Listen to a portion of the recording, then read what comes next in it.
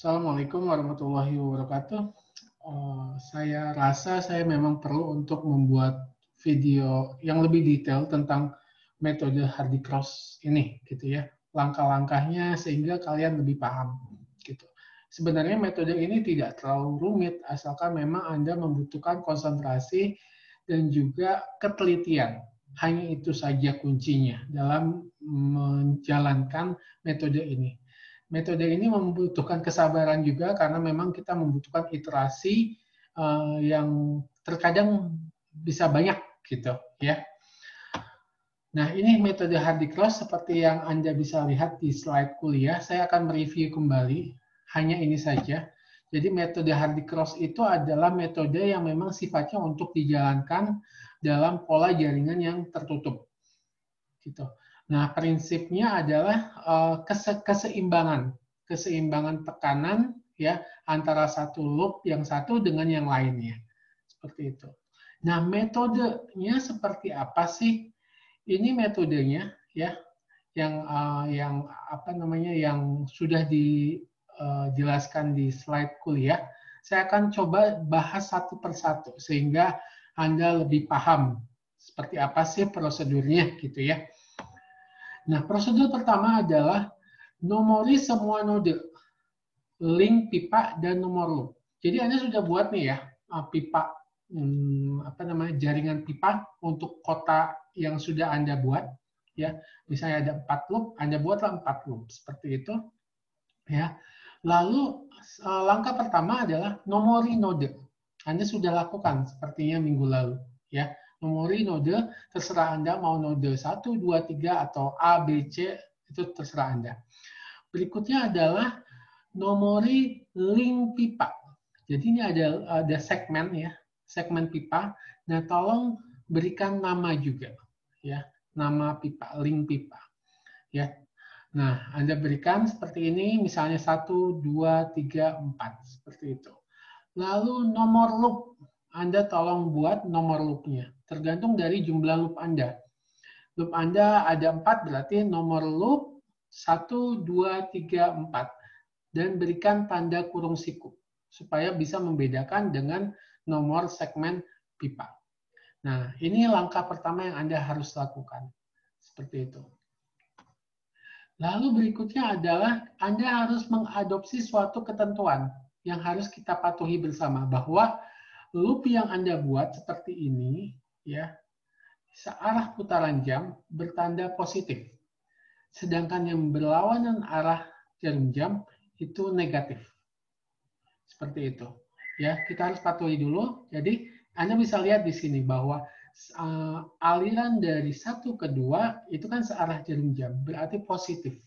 Sedangkan misalnya dari 4 ke 3, Anda bisa lihat alirannya kan dari 4 ke 3, nodenya ya. Nah, itu berarti debitnya adalah negatif. Berikutnya.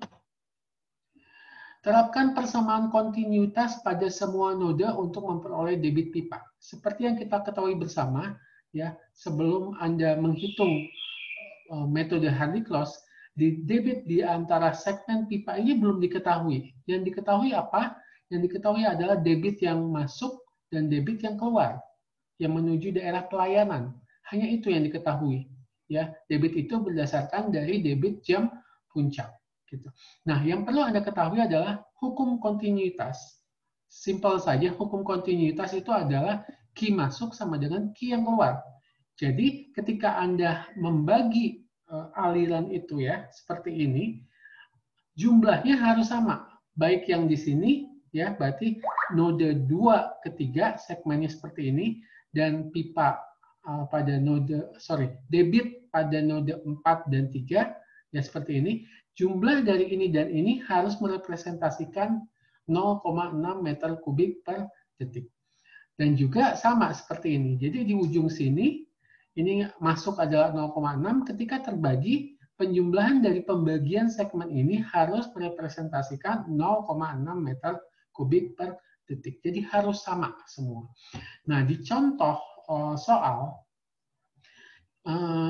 mereka membaginya seperti ini. Jadi pipa 1 itu 0,1. Berarti kan pipa 2 karena memang tidak ada pembagian aliran, berarti kan sama kan?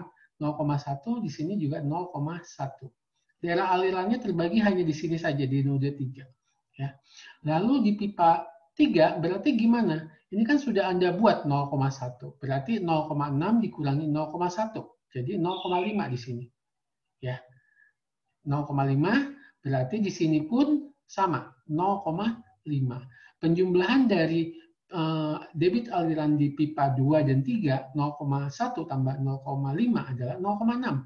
Sama juga di sini. Penjumlahan dari pipa 1 dan pipa 4 adalah 0,1 ditambah 0,5. Jadi 0,6.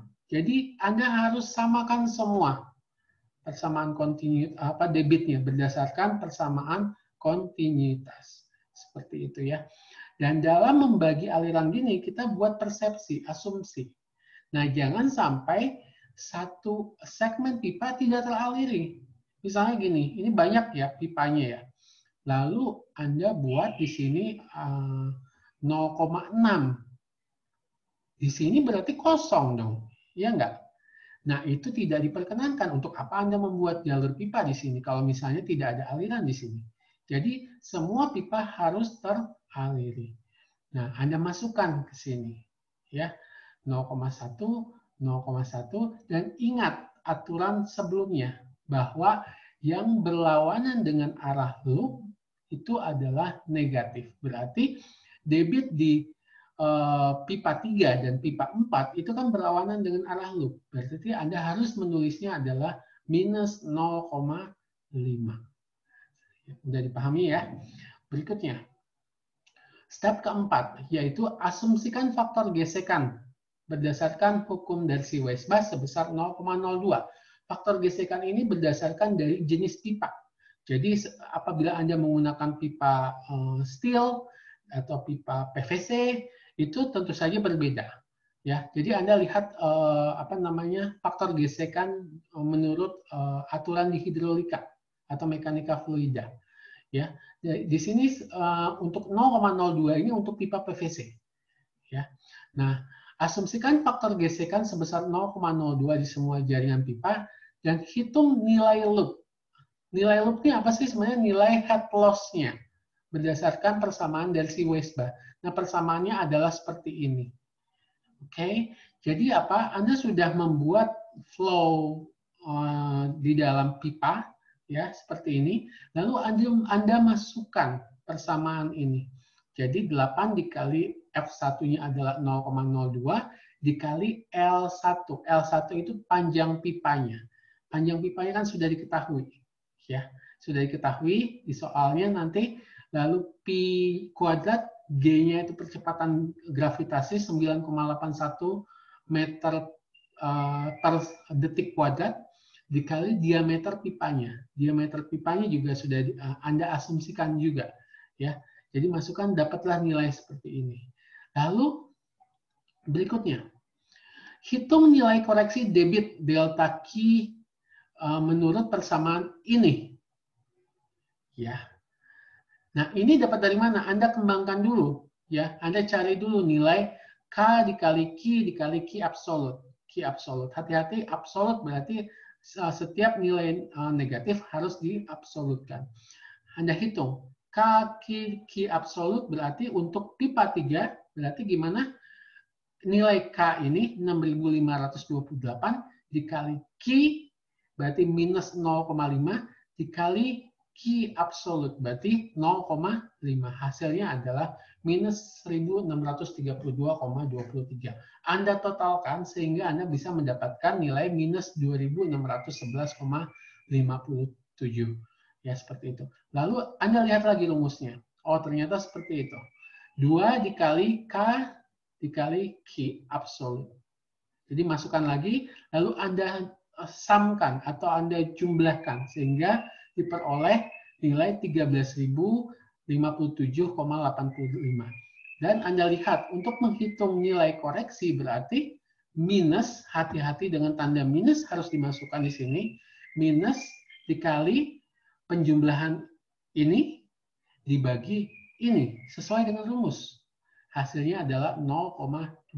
Inilah nilai koreksi dari debit. Oke. Nah, berarti apa? Debit koreksi, Anda bisa lihat di sini, debit koreksi baru sama dengan debit koreksi lama ditambah faktor koreksi. Ya, berarti apa? Yang lama adalah 0,1 ditambah 0,2 sama dengan 0,3. Yang lama untuk pipa 3 adalah minus 0,5 ditambah 0,2 sama dengan minus 0,3. Bisa dipahami ya? Seperti itu. Lalu step terakhir adalah perhitungan dilakukan terus-menerus hingga mendapatkan nilai delta Q-nya mendekati 0. Ini kan belum mendekati 0. Masih besar sekali nilai koreksi Q-nya, 0,2. Jadi apa? Anda bisa lihat di sini. Debit awal adalah 0,1, debit akhirnya adalah 0,3. Simpangannya besar sekali. Sehingga apa? Anda harus melakukan iterasi lagi, iterasi kedua. Gitu. Bagaimana cara menghitung iterasi kedua? Anda harus memasukkan nilai apa? Nilai dari nilai dari iterasi pertama untuk debitnya. Jadi Anda bisa lihat di sini, masukkan kembali yang ini 0,3, 0,3, minus 0,3, minus 0,3, pindahkan ke sini, lalu Anda hitung ulang kembali. Sehingga apa? Anda bisa melihat bahwa terjadi tidak ada lagi perbedaan antara yang baru, debit yang baru, dan debit yang lama. Sehingga delta Q-nya mendekati 0. Nah, bagaimana untuk menghitung, memperoleh nilai debitnya? Ya, inilah debitnya.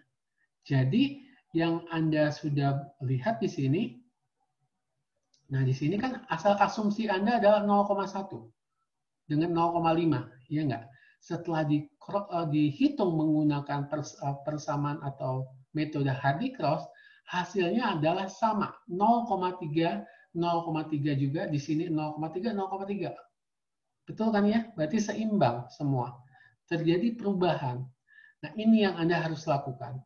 Dan di dalam perencanaan kota, itu tidak hanya satu loop, Mas. Beratus-ratus loop. Gitu. Dan itu dilakukan bisa manual, bisa juga menggunakan program. Namanya programnya adalah EPANET. Itu free. Silakan Anda pelajari. Saya tidak akan menjelaskan di kelas. Itu belajar otodidak sendiri. Ya, itu Anda silakan Anda coba-coba, dan untuk manualnya ya seperti ini Anda masukkan. Ini masih perhitungan satu loop. Ini contoh soal yang tadi yang sudah saya tampilkan ya. Ini contohnya seperti ini ya. Diameternya telah diketahui, lalu panjang pipanya juga sudah diketahui ya. K-nya ini Anda harus cari. Lalu kalau misalnya di praktikum kan Anda belum mengetahui debit ya. Gitu. Gimana cara mengetahui debit? Ingat prinsipnya bahwa pipa yang Anda rancang adalah menuju daerah pelayanan semakin mengecil. Itu prinsip pertama yang Anda harus ketahui. Berarti ke sini semakin kecil. Lalu gimana untuk menentukan patokannya? Anda ketahui dulu, daerah pelayanannya jumlahnya ada berapa? Kalau di sini digambar adalah 0,6. Iya nggak? Berarti apa? Anda bisa menentukan.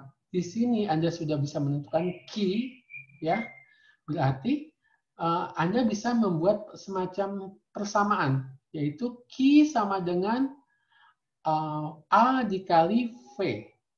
Nah, V itu adalah kecepatan. Kecepatan aliran di dalam pipa adalah 0,6 sampai 3 meter per detik. Tolong diingat. Ya. Nah, Anda asumsikan 1, misalnya 1 meter per detik. Anda sudah dapatkan 0,6 meter kubik per detik, sehingga Anda bisa mendapatkan diameter di sini, di awal. Misalnya berapa? Misalnya 200 mm. Gitu, setelah dibulatkan. Lalu untuk ini gimana asumsinya? Anda bisa samakan 200 mm atau Anda perkecil menjadi 150 mm. Ya, di dalam pelaksanaannya di lapangan itu jarang sekali terjadi misalnya seperti ini, 150 terus naik ke 300, lalu turun lagi ke 100. Aneh itu. Ya, nggak konsisten berarti perencanaan Anda. Ya, jadi memang harus terstruktur, harus bagus perencanaannya, termasuk diameter pipanya juga, tidak mengalami variasi naik turun seperti itu. Ya, Jadi itu cara menghitung diameter asumsi. Nah, ini contoh perhitungannya sudah saya bahas ya tadi di step-step yang 6 step tadi ya, seperti itu. Nah, bagaimana untuk dual loop? Dual loop gimana ya? Sama saja prinsipnya adalah pertama, langkahnya apa? Pertama, nomori node. Oke, kita nomori node. Ini 1, 2, 3, 4. Berikutnya, apa? Nomori segmen pipa. Oke, saya nomori 1, 2, 3 di sini, 4 di sini, saya lingkari ya. Lalu 5 di tengah. Gitu. Ini yang menjadi daerah konsentrasi Anda di sini, dan sering terjadi kesalahan. Pipa 5 itu berhimpitan, beririsan antara loop 1 dan loop 2. Dan ini yang Anda harus lihat nanti di perhitungan. Nah, berikutnya adalah beri nomor node. Ya, tanda siklus. Node 1, node 2. Lalu berikan tanda loop bahwa searah jarum jam adalah positif. Searah jarum jam adalah positif. Lalu setelah itu apa? Anda lihat daerah pelayanannya. Oh, daerah pelayanannya ada satu saja, di 0,6 di sini. Berarti apa? Anda buat arah alirannya. Arah alirannya berarti seperti ini. Ke sini juga. Untuk 5 berarti ke sini. Berarti 1 ke 4 arah alirannya seperti ini. 4 ke 3 arah alirannya dari kiri ke kanan. Seperti itu. Setelah itu apa? Anda buat asumsi dari debit. Ini 0,6. Anda mau mengasumsikan, saya mau membuat asumsi adalah 0,1 di sini, 0,3 di sini, dan di sini 0,2. Tergantung apa sih pemikirannya? Pemikirannya tergantung jumlah daerah pelayanan di sekitar ini. Semakin banyak harusnya debitnya Anda perkirakan semakin besar. Seperti itu ya. Oke, berikutnya. Nah, ini contohnya. Jadi ada dua loop. Berarti ada dua tabel di sini. Untuk satu iterasi saja. Pertama adalah pipa. Pipanya untuk loop 1 adalah pipa 3, 4, 5. Anda bisa lihat di sini. 3, 4, dan 5. Seperti itu. Ya. Lalu masukkan asumsinya. Asumsinya adalah 0,4, 0,4, 0,1. Ya. 0,4, 0,4, 0,1. Jadi di sini 0,4, di sini 0,4, di sini 0,1. Harusnya kalau di sini udah 0,4, di sini 0,1, berarti kan 0,5. Harusnya di sini jadinya apa? Harusnya 0,1. Kita cross check. Ya, 1 ke 2 0,1 bukan? Betul. Ya, pipa ke 1 atau ke 2 itu 0,1. Jadi harus patuhi hukum kontinuitas. Anda masukkan semua. Anda perhatikan negatif positifnya. Anda hitung semua ini. Ya. Anda hitung, Anda memperoleh faktor koreksinya 0,15, Anda jumlahkan minus 0,4 ditambah 0,15 adalah minus 0,25. Bisa dipahami? Nah, ini juga Anda hitung juga untuk iterasi kedua. Mana daerah pipa-pipa yang dilalui oleh loop 2? Ya, berarti pipa 1, 2, dan 5. Hati-hati dengan pipa 5. Untuk pipa 1 dan 2, ini berdasarkan asumsi. Ya kan, asumsi Anda tadi, 0,1 dan 0,1. Pipa 5 bukan berdasarkan asumsi lagi. Bukan dari 0,1 lagi. Tapi dari mana? Dari yang sudah dikoreksi. Di loop 1 iterasi 1, kan sudah dikoreksi. Berarti ini 0,25. 0,25 ini Anda pindahkan ke sini. Jadilah ini. Kenapa minus, Pak? Karena apa? Anda lihat lagi loop-nya. Ternyata arah aliran di loop 2 untuk segmen pipa 5 adalah minus. Seperti itu. Lalu Anda hitung kembali K absolut, 2K Q absolut, dan seterusnya. Anda mendapatkan nilai koreksi sehingga Anda bisa memperoleh debit koreksi. Seperti itu. Nah, Anda lihat sekarang, ini masih terlalu besar, 0,15 dengan 0,09, Anda bisa lihat juga sebelum dan sesudah. Perbedaannya cukup signifikan, masih berubah nilai-nilainya. Sehingga apa? Lakukan iterasi kedua untuk kedua loop tersebut. Nah, inilah iterasi keduanya. Nah, nilai dari pipa di 3 dan 4 ini dari mana? Bukan dari asumsi ya. Kan sudah Anda koreksi. Dari mana yang ini ya? Dari mana? Dari loop 1 iterasi 1. Ini minus 0,25 dengan minus 0,25. Anda masukkan ke sini. Nah, gitu. Lalu untuk pipa 5, dapatnya dari mana? Dari loop 2 iterasi 1. Kita naikkan dulu. Dari sini. Jangan kamu ambil dari sini. Ya salah. Kan sudah diubah. 0,25 di sini, masukkan ke sini. Hasilnya minus 0,16. Jadi, hati-hati dalam memasukkan nilai-nilai ini. Carilah nilai yang sudah diubah terakhir. Di mana yang diubah terakhirnya? Gitu ya. Nah, Anda cross-check kembali sehingga mendapatkan hasilnya 0,04 faktor koreksinya. Sehingga debitnya apa? Mengalami perubahan. Tidak sama. Sehingga apa? Ini wajib untuk dilakukan iterasi berikutnya, iterasi ketiga nanti. Seperti itu. Nah, untuk loop 2, iterasi 2 gimana? Ya, sama. Berarti pipa 1 dan 2 Anda peroleh dari loop 2 iterasi 1. Seperti ini. Ya. Lalu untuk loop 2 iterasi 2 untuk pipa 5 dapat dari mana? Bukan dari sini ya, hati-hati. Tapi dari atas. Loop 1 iterasi 2 karena sudah diubah. Ya. Jadi pindahkan ke sini, Anda cross-check lagi arahnya, jadi minus 0,2. Kerjakan kembali ini sehingga Anda bisa mendapatkan 0,03 meter kubik per detik. Ini nggak bisa. Berarti betul, dua-duanya harus diiterasi. Apabila satu sudah sama, tapi yang satu tidak sama, dua-duanya tetap Anda harus iterasi. Karena ini saling terkait. Bukan hanya iterasinya di loop 1 aja. Ya, apabila satu tidak masih berubah atau tidak memenuhi kesamaan nilai antara sebelum dan sesudahnya. Jadi dua-duanya wajib Anda lakukan terus iterasi sampai loop 1 dan loop 2-nya sama. Setelah dihitung, ini iterasinya hingga 5 kali. Ya, mendekati 0. Bagi saya ini masih kurang, masih belum 0,000. Ya, harusnya lebih iterasinya, iterasi 6 mungkin atau 7. Sampai betul-betul tidak ada perubahan sama sekali di debitnya. Bisa dipahami ya?